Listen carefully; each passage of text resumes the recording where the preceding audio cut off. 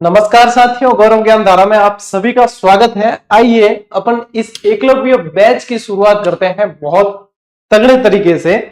इस बैच का परिचय मैं काफी समय पहले करा चुका था और विद्यार्थी काफी इंतजार कर रहे थे। कहते हैं कि जब अपन बहुत अच्छा काम करने के लिए आगे बढ़े तो बहुत सारी चुनौतियां आती है, व्यवधान आते हैं। वैसे ही व्यवधान आज आए हैं।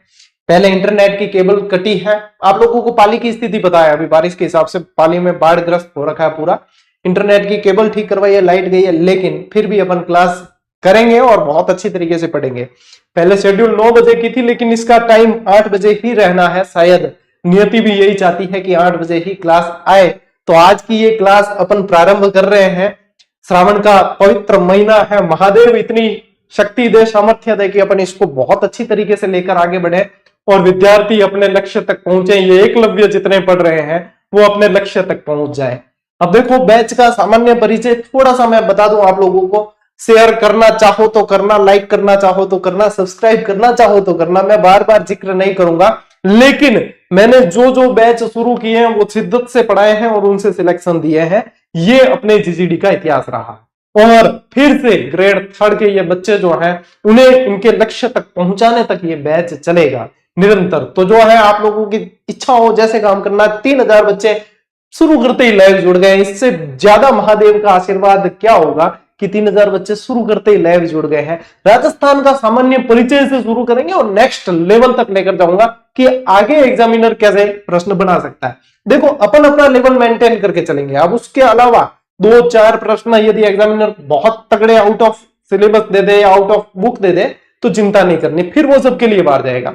यदि आप यहां से पढ़ रहे हो और आपके बाहर जा रहा है, फिर आपके सबके लिए बाहर जाएगा। ये आप मानकर चल सकते हो कि हाँ, क्योंकि आज की इस क्लास के बाद ही आप लोगों को पता चल जाएगा कि हाँ, अपने को इस तरीके से चलना है। लेकिन यूं है, मारवाड़ी में क्या क्या, हुला तो जल्दी हुआ पर डबे भी जल्दी, यानी जोश जल्दी चढ़ता है अपने राजस्थान वालों के और उतरता भी जल्दी है।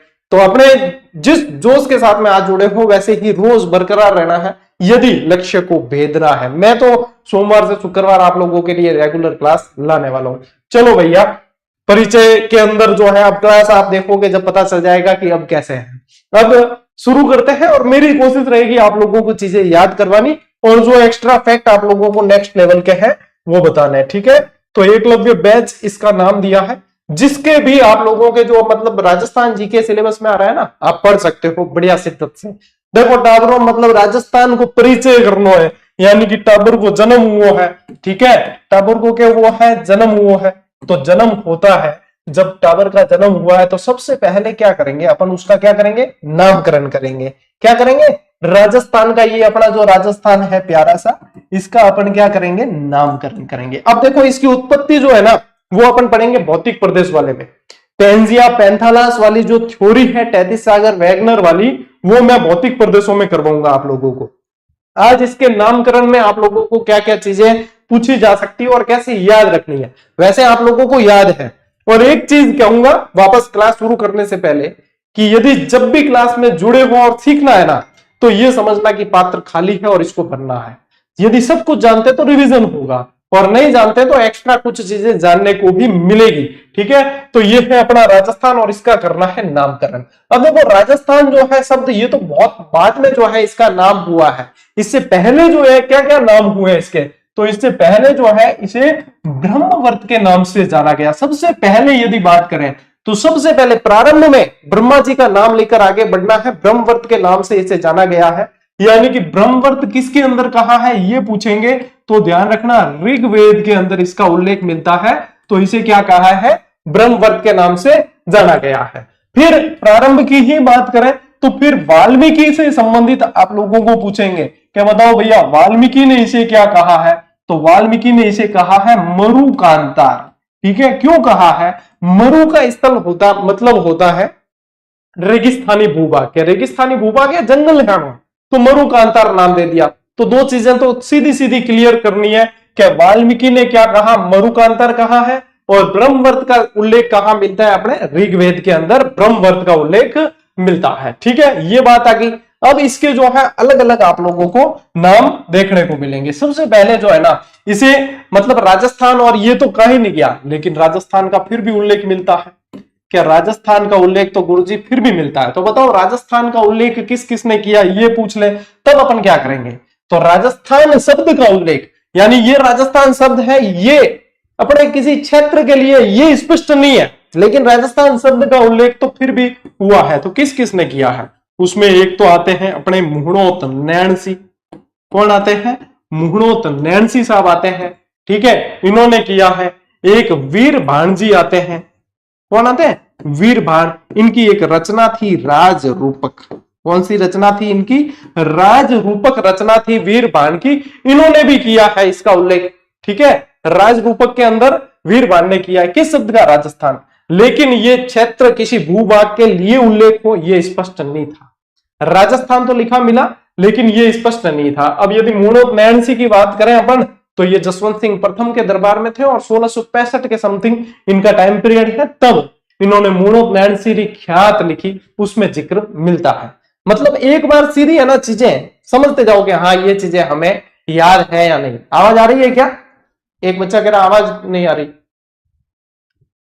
आवाज मैंने कंफर्मेशन लिया नहीं क्लास शुरू होते, बताइए आवाज आ रही है आप लोगों के, बराबर आ रही है, ठीक है। फिर इसके बाद में देखो आप लोगों को मिलेगा नाम यहां पे राजस्थान, ठीक है, क्या मिलेगा, राजस्थान, रायथान और रजवाड़ा, और क्या मिलता है, रजवाड़ा। ये तीनों ही शब्द जो प्रयोग किए हैं वो किए हैं कर्नल जेम्स टॉड ने। किसने किए हैं, कर्नल जेम्स टॉड ने। कहते हैं कि यदि अच्छे काम के लिए अच्छी नियत से काम शुरू किया जाए तो शिद्दत पूरी कायनात जो है उसको आप लोगों को मिलाने के लिए पूरे प्रयास करती है, तो लाइट भी आ गई है। यानी कि अपनी नियत जो है ना वो बहुत साफ है, तभी जो है 4200 बच्चे जुड़े हुए हैं, क्लास अभी अभी शुरू हुई है, ठीक है। तो बस जोश बरकरार रहना चाहिए, अपने जब तक तोड़ेंगे नहीं तब तक छोड़ेंगे नहीं। यहाँ पे ध्यान रखना, राजस्थान, रायथान और रजवाड़ा की बात करेंगे तो कर्नल जेम्स टॉड, जिन्हें क्या कहा गया, घोड़े वाले बाबा।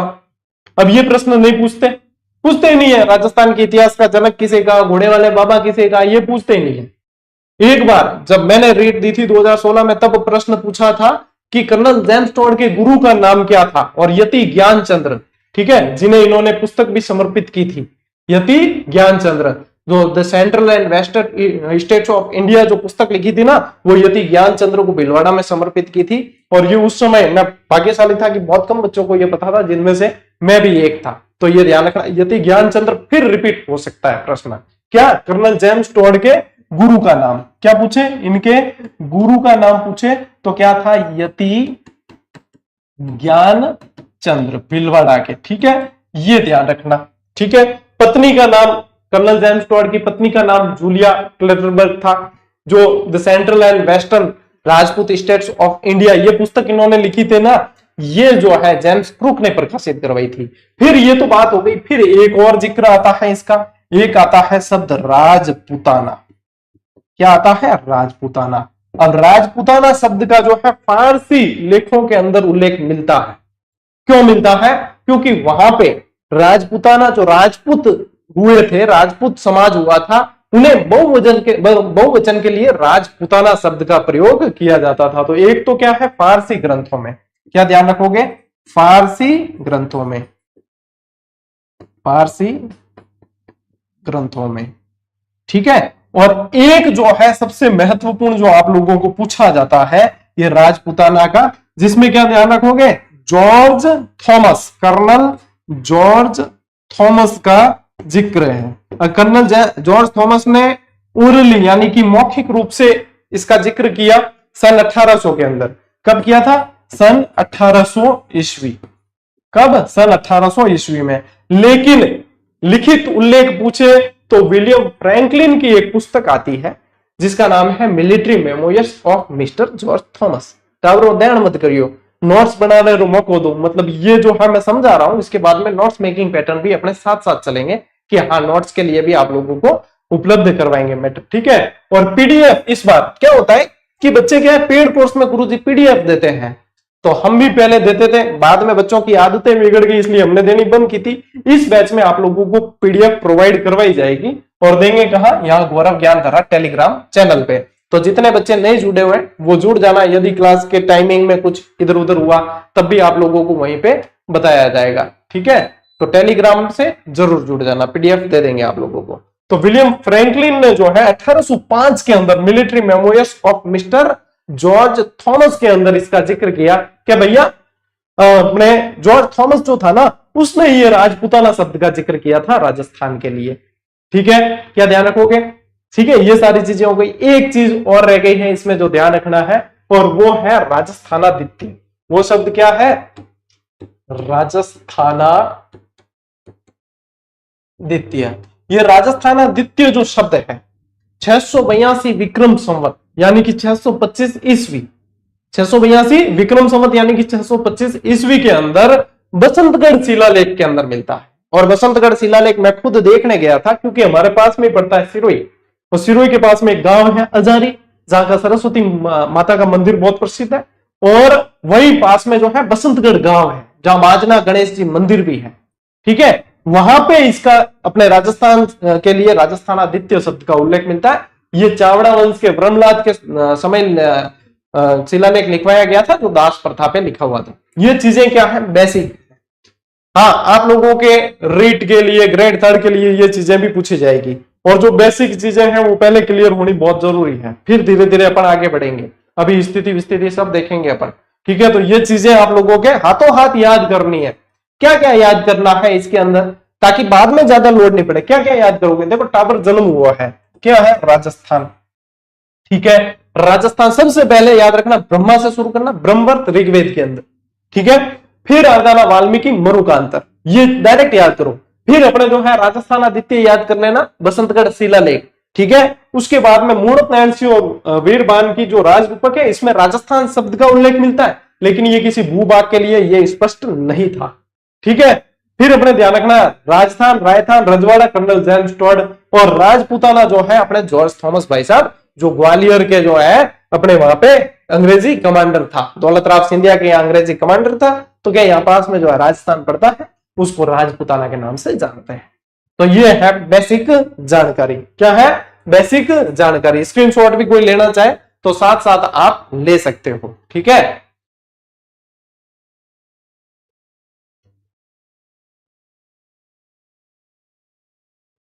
चलिए एक और चीज आप लोगों को बता देते हैं।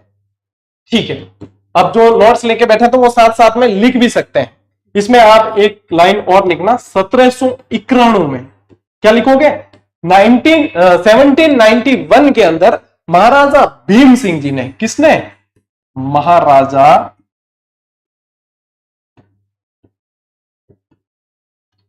भीम सिंह ने प्रताप सिंह को पत्र लिखे। प्रताप सिंह को पत्र लिखे, जिसमें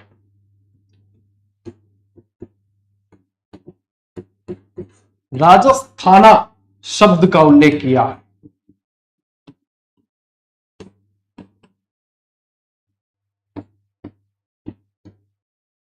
उल्लेख किया है। एक ये फैक्ट याद रखना। एक फिर ध्यान रखना, एकीकरण के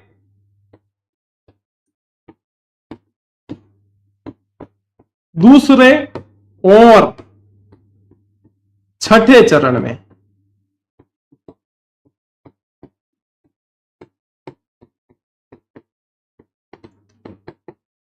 राजस्थान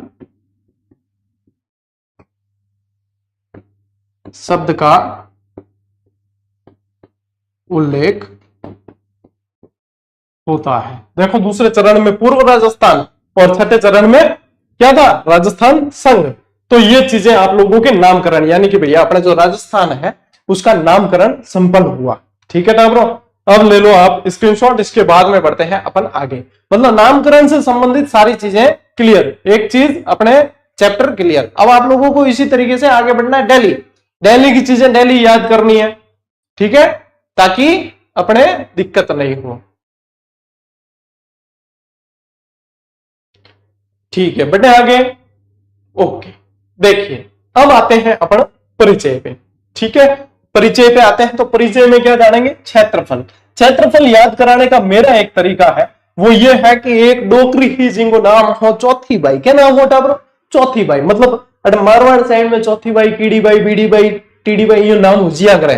ठीक है, तो याद रखियो नाम क्या हो? चौथी बाई, जो 39 वर्ष की ही। ठीक है, क्या नाम याद? चौथी बाई 39 वर्ष की ही। ठीक है, 0.74 किलोमीटर स्क्वायर। हो गया काम कंप्लीट। क्षेत्रफल पूछे 34 बाई 39.74 किलोमीटर स्क्वायर। मेरे स्कूल का टावर भी सब यही क्या कि 34 बाई 39 वर्ष की है गुरुजी। पाने भी क्षेत्रफल सारो सारो याद है। जिले कितने हैं? 41। अब इससे संबंधित कोई डाउट मन में नहीं है ना?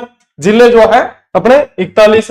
सम्मा कितने हैं? 7 हो गए। फिर से देखो 7 फेरों के सातों वचन को तोड़ना इतना आसान नहीं होता, तो 10 बने भी थे लेकिन फिर वापस हो गए अपने 7। ठीक है, तो ये तो है, ध्यान रखना। अब ये जो है अपने नवीनतम मैप है, और मैप आप लोगों के दिमाग में होना चाहिए। आज क्लास पूरी हो जाए उसके बाद में यदि किसी के पास में मैप नहीं है तो प्रिंट करवा देना, या फिर मैप जो है आप लोगों को भरना है 3 से 4 बार। तो क्या होगा? जिलों की स्थिति पता चलेगी, भीलवाड़ा यहाँ आता है, वो आता है। तो कभी आउटलाइन नहीं भी आएगी तो आप लोगों को स्थिति क्लियर रहेगी कि हाँ यहाँ पे ये चीजें हैं। तो ये जो है आप लोगों को मैप पता होना चाहिए। ठीक है टावर बेटा, आगे देख। अब आगे आपने, मैंने कहा था नोट्स मेकिंग पैटर्न पे भी आऊंगा मैं आप लोगों के। तो नोट्स मेकिंग पैटर्न पे अपन कुछ चीजें जो है अपने को यहाँ पे मैं आपको थोड़ी सी वापस बता देता हूं। ब्रह्मवर्त का उल्लेख कहां मिलता है? अपने ऋग्वेद के अंदर। कहां मिलता है? ऋग्वेद में। वेद कितने हैं? 4। ऋग, यजुः, अथर्व। एसएसटी वालों को तो पढ़ने हैं, तो मैंने वेदों की वगैरह क्लास ले रखी है। ठीक है, ऋग्वेदिक, उत्तर वैदिक सारा पढ़ा रखा है, आप देख सकते हो। राजपुताना का जिक्र करेंगे तो अपने क्या ध्यान रखना है? 1800 का अंदर तो क्या ध्यान रखना है? George Thomas. क्या ध्यान रखेंगे? जॉर्ज थॉमस ने। और ये पूछे कि 1805 में बेटा किसने किया है, तो विलियम फ्रैंकलिन आएगा। तो क्या आएगा? क्या लिखा किसने? लिखा किसने? विलियम फ्रैंकलिन ने लिखा है। किसने? William Franklin. लेकिन इन्होंने एक पुस्तक लिखी और कहा कि भैया ये कहा तो किसने है? जॉर्ज थॉमस ने कहा है। क्या पुस्तक लिखी? मिलिट्री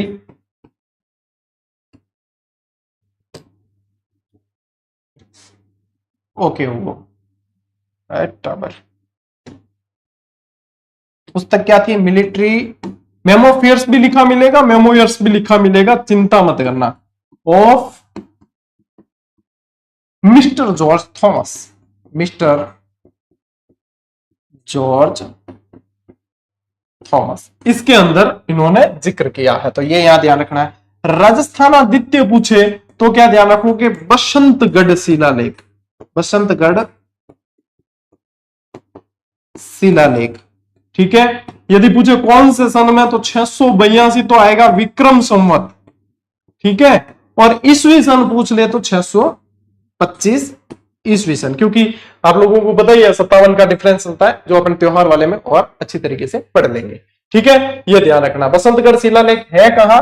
ये सिरोही के बसंतगढ़ गांव में ही है। सिरोही में, अजारी के पास पड़ता है। अजारी ज्यादा फेमस है, अजारी फेमस है, वो जाना जाता है, अजारी के पास पड़ता है। ठीक है, चलिए स्क्रीनशॉट लेना चाहो ले लो, फिर बढ़ते हैं आगे। नेक्स्ट क्या आया? राजस्थान, रायथान और रजवाड़ा। इसका जिक्र किसने किया है? कर्नल जेम्स टॉड ने किया है। ठीक है, फिर देखो राजस्थान शब्द, और राजस्थान शब्द के बारे में आप लोगों को क्या क्या ध्यान रखना है? एक तो मुहूर्त, नैन्सी। ठीक है, फिर एक राजरूपक, वीरवान की। ठीक है ना, राजरूपक। फिर और क्या ध्यान रखोगे? इसके अलावा एकीकरण, एकीकरण के कौन सा? दूसरा और छठा चरण। ठीक है, फिर आया मरु का अंतर। ये किसने? वाल्मीकि ने। ये वाल्मीकि ने। ओके, देखो नेक्स्ट अब आते हैं अपन यहां पे। देखो अब मैंने कहा था कि मैं आप लोगों को नोट्स भी बनवाऊंगा, चिंता किसी बात की नहीं करनी है। 17 किताबों का निचोड़ आप लोगों के पास में आने वाला है। ठीक है, हाँ देखो राजस्थान भारत का सबसे बड़ा राज्य है। ठीक है, बना कब? 2000 के बाद में हुआ। छत्तीसगढ़ अलग हो गया, उसके बाद में बना है नवंबर 2000 के बाद। जॉर्ज थॉमस मूल रूप से आयरलैंड का निवासी था, हालांकि पूछे कौन। ठीक है, लेकिन फिर भी ध्यान रखना है अपने, और मराठा शासक दौलतराव सिंधिया का अंग्रेजी कमांडर था। मराठा शासक दौलतराव सिंधिया का अंग्रेजी कमांडर। 1805 में विलियम फ्रैंकलिन द्वारा लिखी गई पुस्तक military memoirs of mister George Thomas का प्रकाशन जो है लॉर्ड वेलेस्ली ने करवाया है। इसी के अंदर जिक्र मिलता है, लिखित उल्लेख, ठीक है, क्या, राजपूताना शब्द का। किसका? राजपूताना शब्द का। फिर देखो कर्नल जेम्स टॉड के बारे में थोड़ी सी जानकारी। कर्नल जेम्स टॉड को घोड़े वाले बाबा कहते थे। अब क्यों कहते हैं? कि इतिहास की खोज के लिए ये निकलते थे इधर उधर। टाबरा की आदत हुआ कि कोई घोड़ो हाथी ले ना जाए तो लारे लारे भाग जाए। मम्मी पूछे कि कौन आयो? के घोड़े वालों बाबा आयो। नाम तो जानता कौन? के कर्नल जेम्स टॉड है, और कहता था घोड़े वाले बाबा आयो है। कल लारे ओ करता लारे ना जाए, तो ये घोड़े वाले बाबा नाम पड़ गया। इनका जन्म लिंगस्टन स्कॉटलैंड में होता है। गुरु इनके यहाँ पे यति ज्ञानचंद्र रहे हैं। राजस्थान में इनका पहला प्रवेश भीलवाड़ा से माना जाता है। भीलवाड़ा में भी पूछ ले तो मांडलगढ़, ठीक है। फिर देखो इनकी पुस्तकें जो है annals and antiquities of Rajasthan, जिसे the central and western Rajput states of India के नाम से जानते हैं। और एक थी the travels in western India, जो जूलिया क्लेटरबर्ग, ये इनकी पत्नी थी, जूलिया क्लेटरबर्ग द्वारा प्रकाशित है। और ये वाली जो है ये जेम्स क्रूक, जो इनके मित्र थे, ये किसने प्रकाशित करवाई? जेम्स क्रूक ने करवाई है, जो इनके मित्र थे, ये भी ध्यान रखना, ठीक है। इसके अंदर 85 अध्याय थे। तो चलिए इतना डिटेल तो आएगी नहीं वैसे, फिर भी मैं बता दिया है, तो वैसे वन लाइनर में दिया है मैंने। अच्छा हाँ, एक बात, जितनी भी एक्स्ट्रा जानकारी क्लास में एक्स्ट्रा भी मिलेगी, जितनी भी एक्स्ट्रा जानकारी आप लोगों को मिलेगी, वन लाइनर अपनी जो किताब है उसके अंदर यहां पड़ी नहीं है। वन लाइनर जो अपनी किताब है उसके अंदर मैंने बहुत स्पेस दिया आपको, उसको पूरी भरनी है। और जब यदि स्पेस नहीं है तो चिट बना बना के चिपका के उसको तैयार करनी है। लास्ट में सिर्फ उसका रिवीजन होना चाहिए। और क्योंकि देखो कोचिंगों में कोर्स भी लेते हो आप, महंगे महंगे नोट्स देते हैं, अपन ने भी पुस्तक अपनी पता है सबको आती है, तो उसको आधार बनाकर चलना है। क्योंकि कई सारी सारणियां वगैरह आएगी तो मैं बताऊंगा आप लोगों को, उस समय वहां से आप लोगों को याद करनी होगी, ठीक है। चलिए नेक्स्ट जो है, नेक्स्ट स्लाइड की तरफ बढ़ते हैं अपन। अब देखो देखते हैं इसकी अक्षांशीय और अपने देशांतरीय स्थिति। उससे पहले आप लोगों को पता होना चाहिए कि अक्षांश और देशांतर रेखाएं क्या है। तो देखो इन्हें जो है लैटिट्यूड और लॉन्गिट्यूड के नाम से भी जानते हैं। लैटिट्यूड यानी लेटी हुई है, लॉन्गिट्यूड यानी लॉन्ग उभी है। यह मतलब देशी अंदाज में के ज्यादा ही अच्छे तरीके को याद है। अब अक्षांश और देशांतर बात करें तो अक्षांश जो है शुरू होता है अ से, तो अ से ही आ की मात्रा बन जाती है, यानी कि ये है अपने ध्यान रखना आड़ी रेखाएं हैं, और खड़ी रेखाएं जो है वो देशांतर है।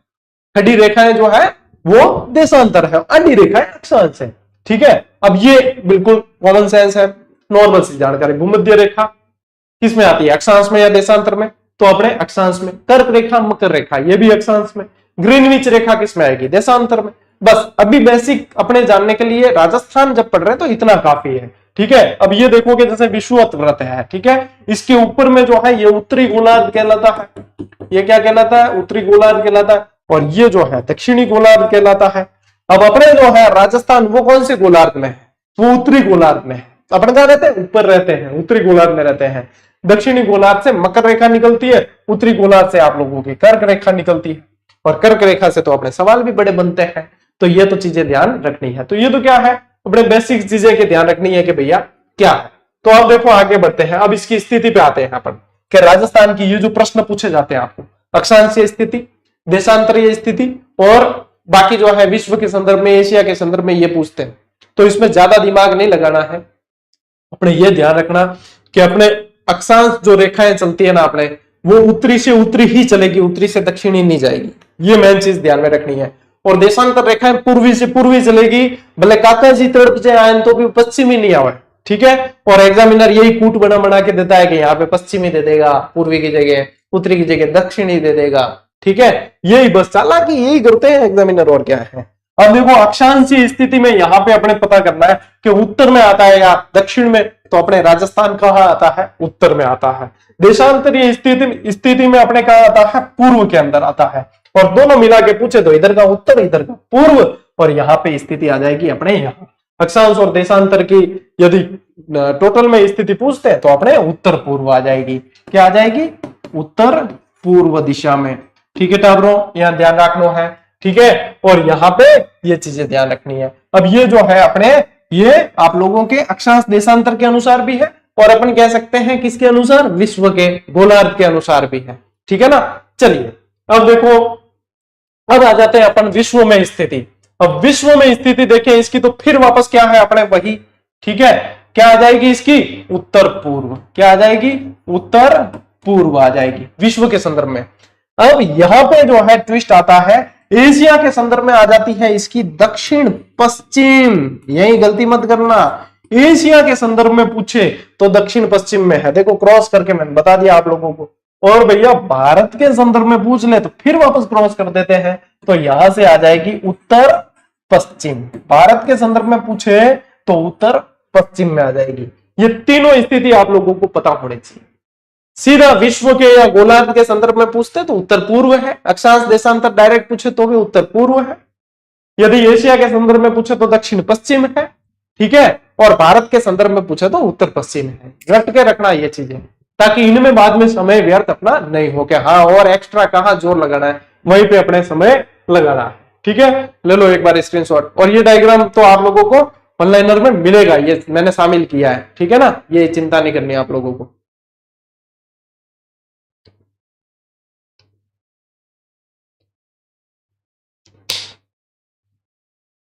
चलो भाई देखो, अब आते हैं अपन अक्षांशीय और देशांतरीय स्थिति पे। देखो अब क्या है, अब देखो यहां पे जो है अपने अक्षांशीय विस्तार फिर पढ़ते हैं। अच्छा कलर व्हाइट है क्या, नहीं भाई रेड लेना। अब यहां से एक रेखा अपने ये यहां तक है विस्तार, और एक है अपने यहां तक। ठीक है, अब कहां से कहां चल रही है वो भी तो अपने को पता होना चाहिए, है ना, कि कहां से कहां है। अब क्या आ रहे हैं अपन अक्षांशीय और देशांतरीय विस्तार पे। अब इसका जो अक्षांशीय और देशांतरीय, अक्षांशीय पहले क्या आ रहा है, अक्षांशीय, तो ये जो है आप लोगों के 23 डिग्री 3 मिनट से कितनी तक जाती है, 30 डिग्री 12 मिनट तक चलती है ये। और ये क्या है, उत्तरी अक्षांश, उत्तरी से उत्तरी ही है। ठीक है, उत्तरी अक्षांश के मध्य ये विस्तृत है। पहला पॉइंट क्या है, 23 डिग्री 3 मिनट से 30 डिग्री 12 मिनट उत्तरी अक्षांश के मध्य ये स्थित है। अब ये जो है ना, देखो ये इसको जो है एक्स एक्स वाले फॉर्मेट से मैं समझाता हूं। देखो ये जो होते हैं ना अपने यहां पे आके, ये सेकंड, ये मिनट और ये डिग्री। अब यानी कि ये 60 हो जाएंगे तो ये 1 बन जाएगा, फिर ये 60 हो जाएंगे तो ये 1 बन जाएगा। यानी यहां पे ये 12 की जगह 60 हो जाए तो फिर इसमें 31 जुड़ जाएगा, फिर इसमें 31 जुड़ जाएगा। यहाँ पे 3 की जगह इसमें जो है यहाँ पे भी 60 हो जाए तो ये 24 हो जाएगा। ये गणना अपने को जो है पता होनी चाहिए, क्योंकि यहाँ पे एक और रेखा भी तो निकलेगी यहां से, है ना। यहाँ पे देखो एक और रेखा भी निकलती है, जो ये आप लोगों की निकलेगी, ये यहां से निकलेगी। ठीक है, ये थोड़ी सी यहां से। ठीक है, अब ये रेखा भी निकलेगी, इसलिए अपने को ध्यान रखना है। अब ये क्या है अपने 23.5 डिग्री, 23.5 डिग्री उत्तरी अक्षांश है जो अपने कर्क रेखा है। 23.5 डिग्री उत्तरी अक्षांश क्या है, कर्क रेखा है। और ये वाली कितनी है, ये है 23 डिग्री और 3 मिनट। अब आपको पूछ ले कि बताओ बेटा कि आप लोगों के उत्तरी मतलब अपने जो है अक्षांशीय विस्तार जो शुरू होता है और कर्क रेखा है उसके बीच में कितना अंतर है, ये पूछ ले तो कोई नहीं करना। अपने जो है ज्यादा क्या है, वो 23.5 है ना। अब 23.5 को लिखेंगे कैसे अपन, ये एक तो लिखा ये 23.5 डिग्री, ठीक है, 23.5 डिग्री ये ऐसे लिख दिया अपन ने। ठीक है, और एक इसको जो है लिखेंगे कैसे यदि कन्वर्ट करके, तो या आधा, यानी कि कितने, 1 घंटे का आधा करना है तो 30 मिनट हो गया, तो ये कितने हो जाएंगे, 23 डिग्री 30 मिनट हो जाएगा। ठीक है, ये क्या है, कर्क रेखा का। और फिर क्या पूछा है कि अक्षांशीय विस्तार जो शुरू होता है वहां से बताना है अपने। ठीक है, तो इसमें से ये घटा दो, ये क्या है 23 डिग्री और 3 मिनट, और इसको बाकी कर दो। अब बाकी करोगे तो 30 में से 3 गए तो ये 27 मिनट, और ये 0 का 0, तो यहां पे कितना अंतर रहेगा, 27 मिनट का अंतर रहेगा। ये गणना करके अपने को पता करना होता है, ये गणना करके पता करना होता है। और ये पूछ ले कि भाई टोटल अक्षांशीय विस्तार कितने अक्षांशों के मध्य ये विस्तृत है, तो ये 7 डिग्री 9 मिनट जो है इसका अक्षांशीय विस्तार है टोटल। कैसे पता करेंगे, इस 30-12 में से 23-3 घटा देना। ठीक है, 30-12 में से 23-3 घटा देना तो आप लोगों के ये आ जाएगा ये इसका अक्षांशीय विस्तार है। इस तरीके से अपने को ये ध्यान में रखना है। तो ये अक्षांशीय विस्तार की बात कंप्लीट हुई। अक्षांशीय विस्तार यानी आड़ी रेखाएं। अक्षांशीय कैसी होती है? आड़ी रेखाएं होती है। ये ध्यान रखना चीजें। आ रहा है समझ? इसमें कोई रॉकेट साइंस नहीं लगाना है। जितना रिलैक्स होकर पढ़ोगे ना वैसे आराम से समझ में आ जाएगा। तो ये तो है आप लोगों के अक्षांशीय विस्तार। स्क्रीनशॉट लेना चाहते हो तो ले लो।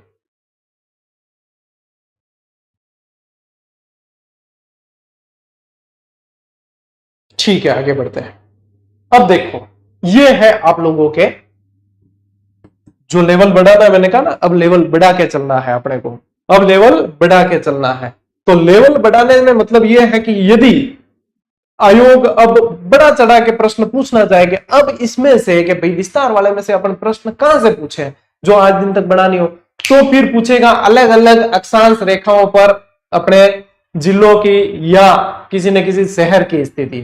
तो यहां से अपने को ध्यान रखना है। ठीक है, पीडीएफ दूंगा तब और भी क्लियर दिखेगा आपको। ये 33 जिलों के अनुसार स्थिति ली है, इसको आप 41 के अनुसार अपने लेवल पे भी कर सकते हो। ठीक है, ये नहीं मिलेंगे आप लोगों को नक्शे किताबों में, ये नहीं मिलेंगे।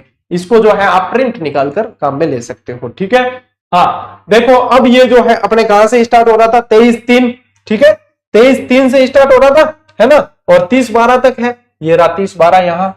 ठीक है, और 23/3 से अब देखो इसके ऊपर बढ़ेंगे तो ये 24 डिग्री जो है उत्तरी अक्षांश रेखा गुजरती है। ये आ जाएगी आप लोगों के उदयपुर, यहां से सलूम्बर वगैरह यहां से निकलेगी। ठीक है, फिर ये 25 डिग्री है। ये ध्यान रखना है, ये चीजें पूछी जाती है। ठीक है, 25 डिग्री है। फिर ये आप लोगों के 25 डिग्री देखो, जालोर, सिरोही, राजसमंद, चित्तौड़गढ़, कोटा, बारा यहां से निकल रही है। फिर 26 डिग्री आ गई, ये बाड़मेर, पाली, जोधपुर थोड़ा सा टच करते हुए, अजमेर, टोंक, सवाई माधोपुर, करौली ये निकल रही है। और यहां से ये 27 डिग्री, ये क्या है? ये मध्यवर्ती अक्षांश है। ये क्या है आप लोगों के? मध्यवर्ती अक्षांश। मध्यवर्ती अक्षांश है ये। ठीक है, ये क्या है? मध्यवर्ती अक्षांश है। और राजस्थान से गुजरने वाली सबसे लंबी अक्षांश रेखा भी यही है। राजस्थान से गुजरने वाली सबसे लंबी अक्षांश रेखा भी कौन सी है? अपने 27 डिग्री है। ध्यान रखना, ये सबसे लंबी अक्षांश रेखा है। ठीक है, और सबसे ज्यादा अक्षांश जिलों से कौन सी गुजरती है? वो 25 डिग्री है। सर्वाधिक जिलों से गुजरती है वो 25 डिग्री है। और सबसे लंबी कौन सी है? वो आप लोगों के कौन सी है? 27 डिग्री है। मध्यवर्ती पूछे तो भी अपने 27 डिग्री है। मध्यवर्ती पूछेंगे तो भी अपने 27 डिग्री है, ये ध्यान रखना। फिर 28 देखो कहां से निकल रही है? बीकानेर, अपने चूरू, झुंझुनू और थोड़ा सा कोटपुतली बहरोड वाला हिस्सा लेकर निकलती है। फिर 29 डिग्री कहां से निकल रही है? ये श्री गंगानगर, हनुमानगढ़। और 30 डिग्री तो फिर अपने ऊपर चलेगी। तो ये जो है ना, ये अब अपने को लेवल बढ़ाते हुए यहां से चलना है। अपनी वन लाइनर के पेज संख्या 14 पर मैंने आप लोगों को मुख्य मुख्य जिला मुख्यालय, अक्षांश और देशांतर दिए हैं, उनको भी याद करना। ठीक है, क्योंकि अपने नेक्स्ट लेवल के अनुसार दिए हैं। पेज संख्या 14 देख लेना, अपने रीट मेंस की जो किताब आई है। ठीक है, पेज संख्या 14 पर मुख्य मुख्य जिला मुख्यालय, अक्षांश और देशांतर के दिए हैं, उन्हें भी पढ़ लेना। अब बढ़ते हैं आगे। अब आ जाते हैं अपन देशांतरीय विस्तार में। ठीक है, अब क्या आ जाते हैं? देशांतरीय विस्तार पे आ जाते हैं। अब देखो देशांतरीय रेखा कहां से निकलेगी? यहां से शुरुआत अपने। ठीक है, एक यहां और एक अपने यहां। देशांतरीय यानी खड़ी रेखाएं हैं। देशांतरीय यानी खड़ी रेखाएं हैं। अब बताओ कितनी बताई थी अभी? अब बताइए कितनी बताई थी? यहां पे 69 डिग्री 30 मिनट। कितनी बताई थी? 69 डिग्री 30 मिनट से ये चलेगी आप लोगों के 78 डिग्री 17 मिनट तक। यहाँ पे 78 डिग्री और ये 17 मिनट। ये ऊपर जो एक लगाते हैं ना अपन, ये मिनट है। ठीक है, डिग्री और मिनट का हिसाब ध्यान में रखना अपने। ठीक है ना, चलिए। तो ये जो है जैसलमेर से शुरू होती है, यहाँ पे अपने धौलपुर तक है ना, धौलपुर तक है। और ध्यान रखना दो देशांतर रेखाओं को, ठीक है, लगभग 111 किलोमीटर की इनके बीच में दूरी होती है। दो देशांतर रेखाओं को पार करने में सूर्य के प्रकाश को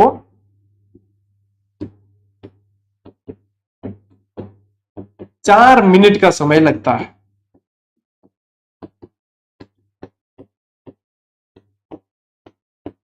अब ये क्यों ध्यान में रखना है? क्योंकि यहाँ पे ये प्रश्न पूछते हैं कि भाई धौलपुर में सूर्योदय हुआ है तो जैसलमेर पहुंचते पहुंचते कितना टाइम लग जाएगा। तो अब तो एग्जैक्ट पूछने लग गए। ठीक है, अब देशांतरीय जो है अंतर पूछ ले, या देशांतरीय आप लोगों को क्या पूछ लेंगे, देशांतरीय अंतराल। क्या पूछेंगे, देशांतरीय अंतराल पूछेंगे। तो ध्यान रखना 8 डिग्री और 47 मिनट का देशांतरीय अंतराल है। और अब निकालेंगे अपन सूर्य के प्रकाश को पहुंचने में कितना समय लगता है। अपने क्या निकालेंगे, सूर्य के प्रकाश को पहुंचने में कितना समय लगता है वो निकालेंगे अपन। तो इसको क्या करना पड़ेगा, इंटू 4 से गुणा करना पड़ेगा। क्या करना पड़ेगा, इंटू 4 से गुणा करना पड़ेगा। तो इंटू 4 से गुणा करने पर जो है आप लोगों के लगभग, लगभग में तो लिखेंगे ना अपन कि लगभग 36 मिनट का समय लगता है।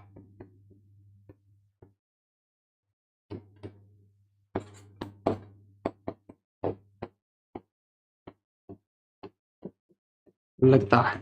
और अगर फिक्स एग्जैक्ट पूछ ले कि भैया टाबरों फिक्स बताओ, क्योंकि हम आरपीएससी भरोसा ही कौन आरपीएससी का फिक्स भी पूछ सके, तो फिक्स पूछेंगे तब कितने करेंगे अपन, 35 मिनट। बताओ फिक्स में कितने करेंगे, क्योंकि मैंने ये क्लास कई बार पढ़ाई है। 35 मिनट और, हाँ बताओ सेकंड, शाबाश, 35 मिनट और 8 सेकंड। ठीक है, ये अपने को ध्यान रखना है अक्षांशीय और देशांतरीय विस्तार के अंदर। ठीक है ना। अब सबसे पहले बताओ सूर्योदय राजस्थान में कहां होगा। सबसे पहले अब सूरज कहां से उगता है, पूर्व से कि पश्चिम से, तो पूर्व से उगता है तो सबसे पूर्वी जिला कौन सा है, वहीं पे सूर्योदय पहले है, और सबसे अंतिम जिला है वहां पे लेट होगा। इस तरीके से अपने को ये चीजें ध्यान में रखनी। ये क्या है, बेसिक चीजें हैं। ये क्या है, बेसिक है। हाँ बेटा, भाई मजा आ रहा है कि नहीं। फटाफट से एक बार जो है सभी विद्यार्थी देखो जुड़े हुए इतने हैं, और नहीं कहते तो लाइक करते ही नहीं हो तुम। इसीलिए मुझे लगता है बाकी जितने भी टीचर जो है यूट्यूब पे पढ़ाते हैं वो अपना 10% समय लाइक कर दो, लाइक कर दो कहने में लगाते हैं। मुझे लगता है मुझे भी वो करना पड़ेगा शायद। क्या नहीं, कर दो लाइक, ही करो फटाफट, और जितने बच्चे हैं वहां तक उन तक पहुंचा दो। 5000 लाइव चल रहे हैं, और बताओ लाइक भी 5000 ही, यानी कि देख चुके हैं अभी तो 15-20 हजार लोग इस क्लास को। देखो जहां जहां लेवल बढ़ाना है हर क्लास में मैं इंगित करता रहूंगा कि यहां पे लेवल बढ़ाना है, और ये लेवल बढ़ा हुआ है। ठीक है, वो चीज मैं बताता रहूंगा। नियमित रहना है, इस चीज का ध्यान रखना, और जैसे जैसे क्लास दूंगा वैसे वैसे क्लास अटेंड करनी है, आगे बढ़ते जाना है। वो 12-25 कर देंगे, आप लोगों की लीला लहर हो जाएगी। ठीक है, उसमें कोई दिक्कत नहीं होनी। और लाइव क्लास है, पहली बार लाइव बैच ले रहा हूं मैं, बाकी सारी अपलोड देता था आप लोगों को, है ना। ठीक है, चलो काम। अब देखो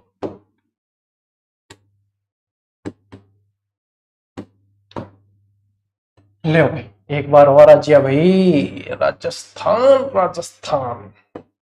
देखो अब अपने क्या ध्यान रखना है, अब क्या पूछेंगे, यदि उत्तरी दक्षिणी छोर पूछ रहे आप लोगों को, ठीक है, पूर्वी पश्चिमी छोर पूछ रहे आप लोगों को, तो ध्यान रखना, एक तो ध्यान रखना अपने ट्रिक बोर कोणा। क्या ध्यान रखोगे, बोर कोणा। ठीक है, और एक ध्यान रखना कटशिला। ये क्या है, ये ट्रिक है।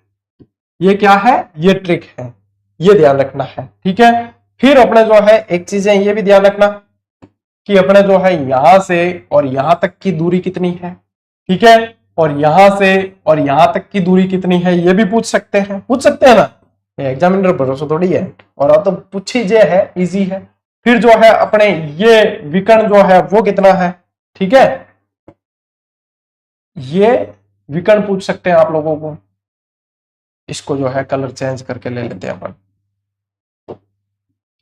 क्या पूछ सकते हैं, ये विकर्ण पूछ सकते हैं कि ये विकर्ण कितना है, और क्या पूछ सकते हैं, ये वाला विकर्ण भी पूछ सकते हैं कि ये विकर्ण कितना है।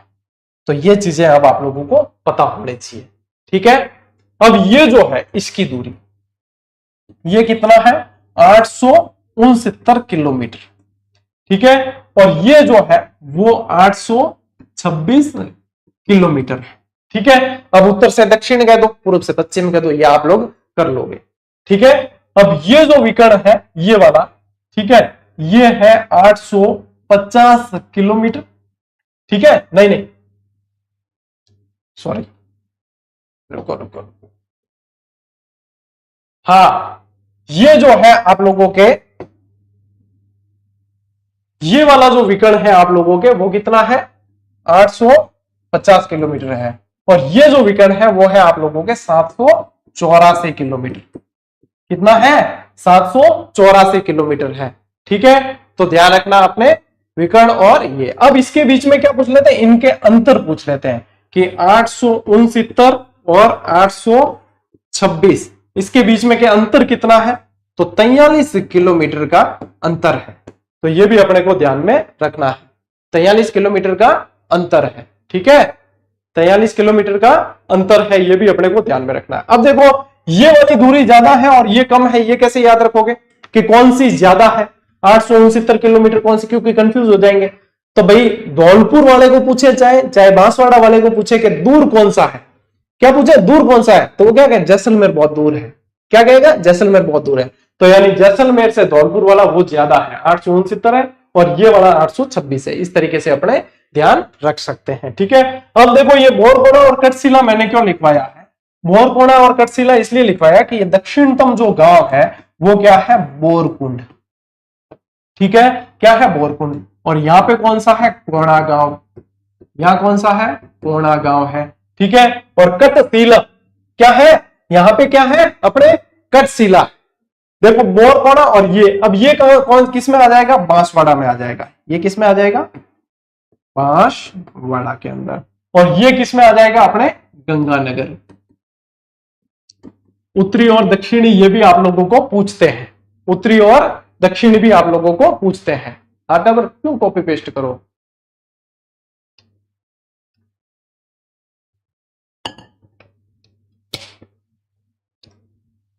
हाँ,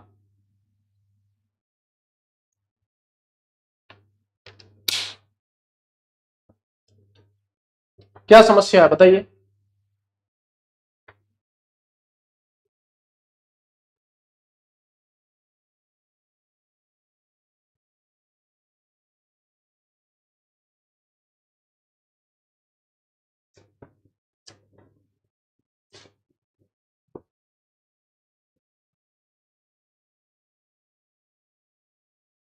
फिर देखो यहां पे क्या है, अब यहां है जैसलमेर, यहां क्या है, जैसलमेर, और यहां पे क्या है,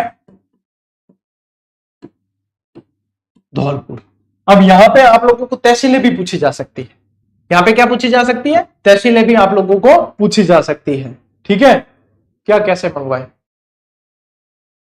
देखो पुस्तकों से रिलेटेड ये चीज है कि पुस्तकें आप लोगों को, देखो लिंक जो है टेलीग्राम पे दिए जाते हैं, लिंक टेलीग्राम पे दिए जाते हैं। हमारी कोई मतलब ऑनलाइन बुक सेलिंग साइट नहीं है, जो बुक सेलिंग करते हैं उनकी लिंक जो है ऑनलाइन आप लोगों को दी जाती है। ठीक है, और वहां से आप कर सकते हो, या आप किसी भी साइट से मंगाते हो वहां से भी आप कर सकते हो। ठीक है, मानचित्र नहीं दिख रहा क्या, क्या मानचित्र नहीं दिख रहा, दिख तो रहा है मानचित्र।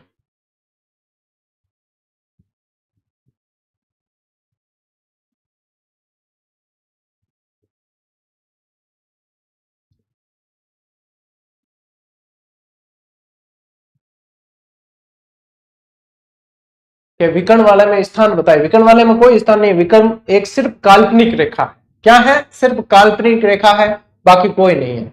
और ये जो फलोदी वाला है भाई साहब, धमजे और थाना हाथ जोड़ो इतना, फलोदी की सीमा आप लोगों को ध्यान रखना है कि पाकिस्तान से लगती है। राजस्थान हिंदी ग्रंथ अकादमी की पुस्तक भी इस पर ज्योग्राफी पर आ चुकी है, और उसके ऊपर फ्रंट पे मैप दिया हुआ है। टब्बर थोड़ी तो मतलब मेहनत कर दिया कर, क्या कभी तो मैं कॉपी पेस्ट के अलावा भी कोशिश कर देख ला, तो चैट जीपीटी ने पूछ ले तो वो ही बता देता है भाई जुड़े है ना। तो ये चीजें तो आप लोगों को ध्यान रखनी है। देखो अब जो है यहाँ पे आप लोगों को ध्यान रखना है जैसलमेर है, और यहाँ पे ध्यान रखना है कटरा गांव, और यहाँ पे सिलाना गांव। अब ये सिलाना जो है कई जगह सिलावट के नाम से भी जाना जाता है। ठीक है, राजा खेड़ा तहसील है, राजा खेड़ा तहसील है यहाँ पे। ठीक है, यहाँ पे आप लोगों के गंगानगर ही है, यहाँ पे गंगानगर ही है। यहाँ पे आप लोगों के क्या है, कुशलगढ़, कर्क रेखा के सबसे निकट कुशलगढ़ ही पड़ता है शहर। और यहाँ पे आएगी आप लोगों की सम, बताइए कोई समस्या है क्या, बताइए। ठीक है, अब बढ़ते हैं अपन आगे। देखो अब इसके बाद में अपने जो है देशांतरीय विस्तार यहाँ पे पढ़ा था ना, वो देशांतरीय रेखाएं भी देख लो कि कौन सी कहां से गुजरती है देशांतरीय रेखा। ये आ जाएगा आपके नेक्स्ट लेवल, ये क्या आ जाएगा आपके सवाल, नेक्स्ट लेवल वाला सवाल आ जाएगा। अब देखो देशांतरीय अपने जो है विस्तार कहां से शुरू हो रहा था 69 डिग्री 30 मिनट से शुरू हो रहा था, और यहाँ पे जो है आप लोगों के 78 डिग्री 17 मिनट पे। अब देखो यहाँ पे जो है ये 69 डिग्री रेखा है, फिर आप लोगों के आ जाएगी 70 डिग्री, ये सारी पूर्वी देशांतर है। क्या है, सारी पूर्वी देशांतर है, इस चीज का ध्यान रहे। ठीक है, ये 70 डिग्री है। फिर 71 डिग्री, ये भी यहां से जैसलमेर और बाड़मेर से निकल रही है। फिर 72 डिग्री जो है वो भी आप लोगों के, लेकिन बीकानेर और जोधपुर का थोड़ा सा हिस्सा टच हो रहा है। 73 डिग्री जो है बीकानेर, जोधपुर, पाली, थोड़ा सा सिरोही और उदयपुर के सेंटर से होकर निकलती है। 74 डिग्री ये क्या है, मध्यवर्ती। 74 डिग्री क्या है, मध्यवर्ती देशांतर, मध्यवर्ती देशांतर रेखा है। ठीक है, फिर आ जाएगी आप लोगों के 75 डिग्री, जो आप लोगों के 75 डिग्री जो है ये हनुमानगढ़, चूरू, सीकर, अपने अजमेर, थोड़ा सा जयपुर और नागौर, और यहां से भीलवाड़ा, चित्तौड़गढ़, ये इस तरीके से निकल रही है। फिर 76 डिग्री 77 डिग्री इस तरीके से। ये आप लोगों को क्लियर दिखेगा जब मैं पीडीएफ दे दूंगा इसकी, तो टेलीग्राम पे पीडीएफ दूंगा ना, एकदम क्लियर दिखेगा। इस मैप को आप बना लेना और अपने अनुसार जो है अक्षांश और देशांतर रेखाएं खींच लेना, क्योंकि इससे बढ़िया चीज याद करने के लिए नहीं मिलेगी। ठीक है, चलो स्क्रीनशॉट लेना चाहो तो ले लो एक बार, फिर बढ़ते हैं आगे। हाँ भाई देखो टाबरो, अब कंक्लूजन पे आ जाते हैं अपन, जो अपन ने लिखा वही नोट्स मेकिंग पे। राजस्थान का अक्षांशीय अंतर कितना है, 7 डिग्री 9 मिनट। राजस्थान का देशांतरीय अंतर कितना है, 8 डिग्री 47 मिनट। सूर्य की किरणें जो है वो पूर्व से पश्चिम की ओर दूरी तय करने में कितना समय लगाती है, 35 मिनट 8 सेकंड। सूर्य की सबसे सीधी किरणें कहां पड़ती है, वो यहां पड़ेगी। कहां पड़ेगी, यहां बांसवाड़ा में, और वो भी कब पड़ेगी, तो 21 जून को पड़ेगी। कब पड़ेगी, 21 जून को पड़ेगी। और 21 जून को जो है दिन 13 घंटे 27 मिनट का होता है। 13 घंटे 27 मिनट का दिन होता है, उत्तरी अक्षांश में सबसे बड़ा दिन होता है इस समय, है ना। तब जो है लंबवत चमकती है यहां, और ऊपर जाते जाते तिरछी हो जाती है। तो सबसे तिरछी किरणें कहां पड़ेगी, वो श्रीगंगानगर के अंदर पड़ेगी। ये चीज भी ध्यान रखना। अब ले लो स्क्रीनशॉट। ठीक है, चलो ठाकुर बढ़ा आगे। अब देखो ये कुछ मैंने जो है अक्षांश और देशांतर एग्जैक्ट, यदि मुझे लगा कि एग्जामिनर यहां से नेक्स्ट लेवल में पूछ सकता है कि एग्जैक्ट यदि पूछे, तो देखो राजधानी जयपुर का मैंने शामिल किया 26 डिग्री 55 मिनट, और देशांतर है 75 डिग्री 52। एग्जैक्ट पूछे तो लमसम तो मैप में बता दिया है। जोधपुर का पूछे तो 26 डिग्री 18 मिनट, और यहाँ पे 73 डिग्री 4 मिनट।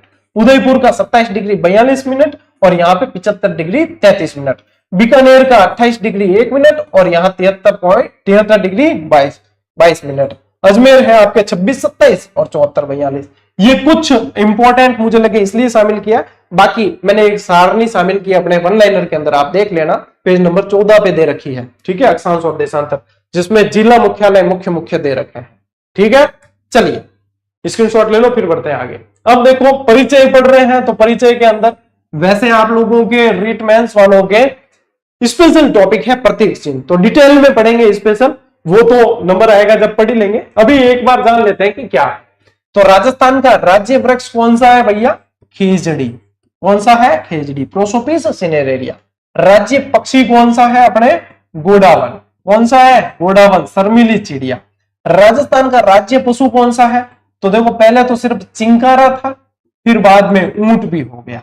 अब ऊंट तो है पालतू श्रेणी का, पशुधन श्रेणी का, और ये है वन्यजीव।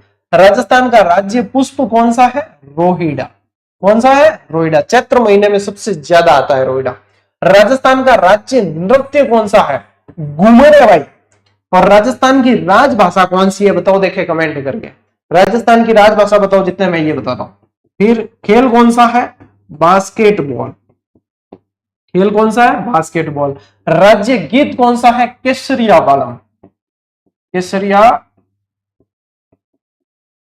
बालम। और जिस तरीके से ट्रेंड चल रहा है, मुझे लग रहा है कि बैंक ऑफ बड़ौदा में खातो खुला दो वाला गीत भी बन सके। बैंक बड़ौदा में खातो खुलवायो, छोरा छोरी को नाम लिखवायो। मतलब फेसबुक खोल दो, इंस्टाग्राम खोल दो, तुम सबसे पहले यही दिखेगा। अरे फागण के गीत है ये शेखावाटी में गाए जाने वाले। अब बेचारा जिस आदमी ने गाया उसका क्रेडिट ही खा गए एल्बम बनाने वाला। बैंक बड़ौदा में खातो खुलवायो, बहुत तगड़ा गीत है। अरे फागण के गीत तो होते ही ऐसे, मतलब जंग पे थाप उड़ती, मतलब जिसके पैर नहीं थिरकते वो भी थिरके हैं। और वायरल 4 महीने बाद हुआ है बेचारा, गीत तो पहले गाया था, अब तो वो बराबर टीम वायरल हो गई पूरी पूरी, अब तो जगह जगह लाइफ बदल गई, है ना। ठीक है, और आप भी देखो, पढ़ो ढंग से, व्यवस्थित नौकरी लगो। आपके भी क्या होता, बैंक बड़ौदा में खाता खुल जाए, एसबीआई में खुलाना पड़े था, सरकारी नौकर होना, सैलरी अकाउंट एसबीआई में खुला ज्यादातर।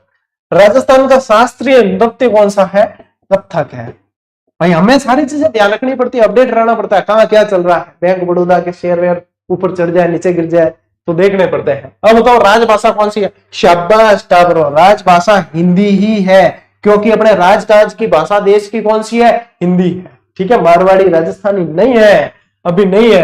अपने राजवीर सर कितना प्रयास कर रहे हैं लेकिन दर्जा नहीं दिया है। ठीक है, तो ये है अपने ध्यान रखना बेसिक चीजें। प्रतीक चिन्ह अलग से कराएंगे आपको, तो तैयारी कर लो बैंक बड़ौदा में खाता खुलाने की, नौकरी लग जाओ, बाद में खुला दांत था। ठीक है ना। हाँ चलिए, इसी के साथ साथियों आज की ये जो क्लास है धुआंधार पूरी हुई। ठीक है, बहुत सारे क्लास शुरू होने से पहले व्यवधान आए थे, और अपने ये क्लासें इसी तरीके से चलेगी, लगभग 40-45 मिनट की रहेगी। आज की थोड़ी लंबी हुई है क्योंकि पहली क्लास थी। और इन्हीं पुस्तकों के अंदर, जैसे कई बच्चे पूछते सर क्या हमारे पास वन लाइनर है तो नोट्स बनाने पड़ेंगे क्या, जो एक्स्ट्रा चीज मैं दूंगा वो इन्हीं के अंदर आप लोगों को नोट करना है, इसी को नोट्स में तब्दील करना है। ये नोट्स मेकिंग पैटर्न ही है।